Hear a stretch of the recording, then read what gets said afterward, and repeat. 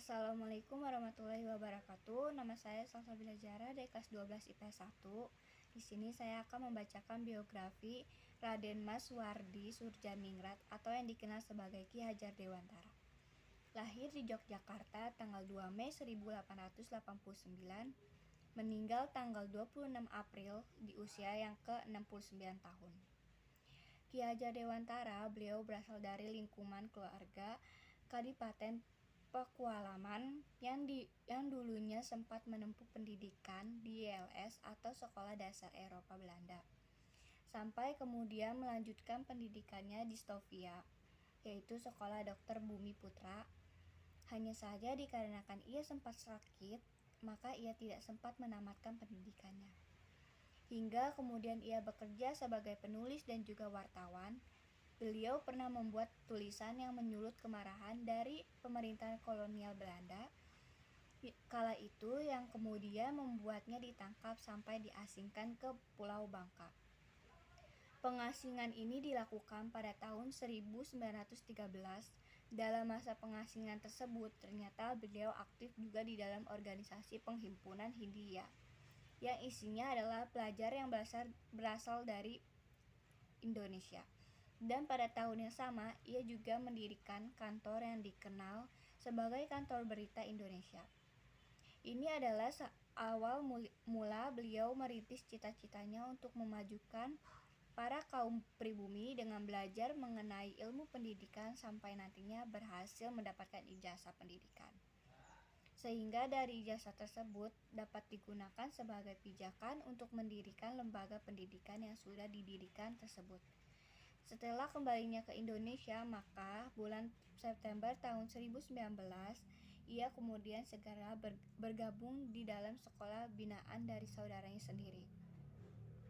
Sehingga kemudian beliau memiliki pengalaman di dalam mengajar. Berbekal pengalaman di dalam mengajar, kemudian ia mulai mengembangkan konsepnya mengajar bagi sekolah yang didirikannya, yaitu pada tanggal 3 Juli tahun 1992, sekolah ini diberi nama National Otherwise Institute Taman Siswa, atau yang lebih dikenal sebagai Perguruan Nasional Taman Siswa.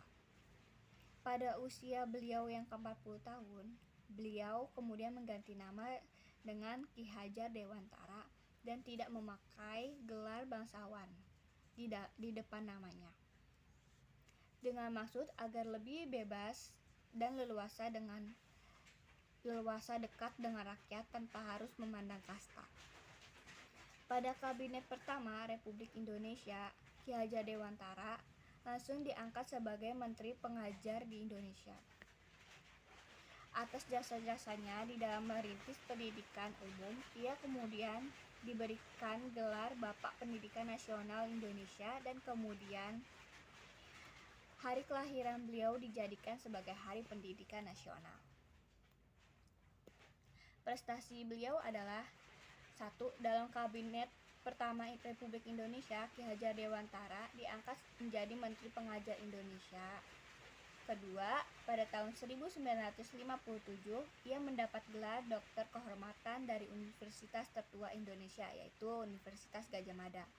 Ketiga, atas jasa-jasanya dalam merintis pendidikan umum, ia dinyatakan sebagai Bapak Pendidikan Nasional. Hal yang menarik dan dapat dijadikan inspirasi adalah: 1. Tekunnya beliau dalam belajar. 2. Tidak terpuruk dalam kegagalan. Ketiga, menjadi manusia yang berguna bagi bangsa. Keempat, tidak memandang kasta seseorang baik miskin ataupun kaya, agar lebih leluasa dalam bersosialisasi dengan siapapun. Sekian dari saya. Wassalamualaikum warahmatullahi wabarakatuh.